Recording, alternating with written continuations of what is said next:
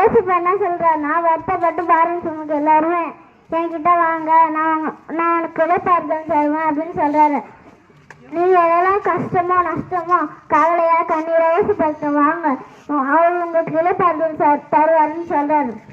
ஏசுப்பா உங்ககிட்ட பொண்ணா பொருள் வெளியே கேட்கல, உங்க இடத்துல சின்ன ஒரு உங்க உதயத்துல ஒரு சின்ன இடத்தான் கேட்கிறாரு. ஏசுப்பா உங்ககிட்ட காசு பணம் வாங்கி சுகம் கொடுக்குறாரு. நீங்க ஜெபம் பண்ணா ஏசுப்பா ஃப்ரீயாவே சுகம் கொடுப்பாரு. எனக்கு கூட கொஞ்ச நாள் கல்லீரல் வீக்கமா இருந்துச்சுன்னு டாக்டர் சொன்னாங்க.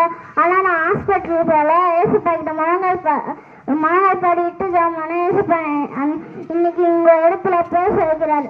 அன்னைக்கு மட்டும் நான் மனங்கள் பாடிட்டு ஜாம அவங்க இடத்துல நிக்க வச்சு பேச முடியாது. அதுதான் யாசிப்பா அவருக்கு இருக்குதான். ஏசுப்பா தேடி நீங்க வருவீங்களா?